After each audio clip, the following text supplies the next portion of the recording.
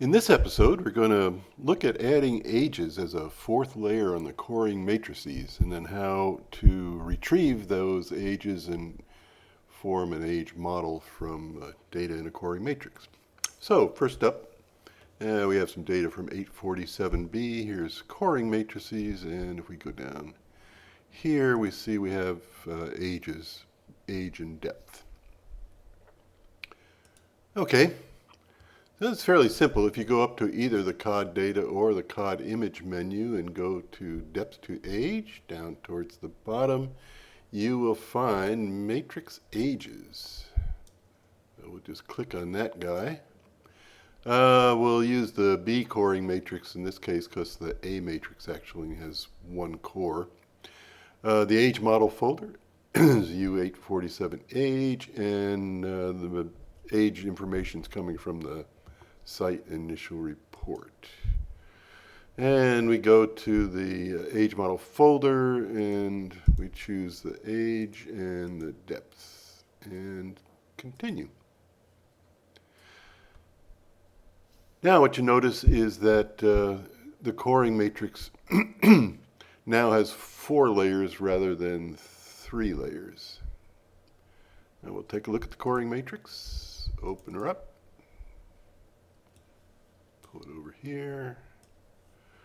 Okay, so there's MBSF, there's the length, there's MCD, and there is age.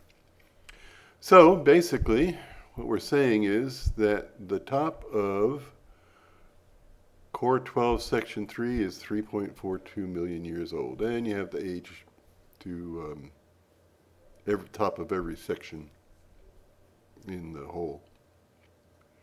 All right, let's do the opposite. Let's take all these numbers and pull them out and get an age depth plot, or age depth columns. So we'll go back up to depth to age, and at the very bottom we've got GetMatrixAgeModel. Again, we're going to look at the 847b matrix. And what's happened now is if you scroll down, you'll see this matrix age model. And if you open that up, it's going to give you these 3 lines of data, which are the age and the MBSF and the MCD. And for completeness sake, we can take the original data. We'll just make a new graph here. So the original, let's take MCD and ages from the matrix. Let's reverse that axis. So this is the age model from the matrix, and let's put the one that we used as the source earlier on, that is here. And again, we have depth on the y-axis, and we have age on the x-axis. And sure enough, they plot right on top of each other.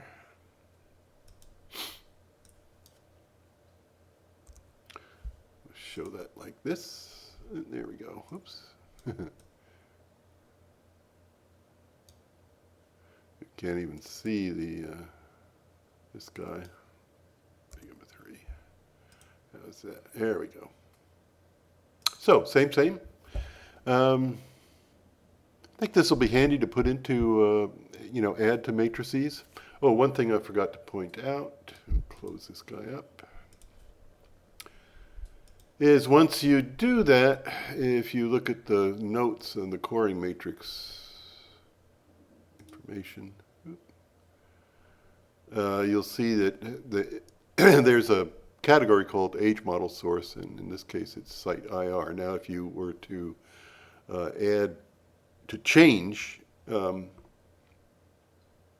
the source, use a different model, then the age model source would stay, but the site IR would change when you run the program. That's it.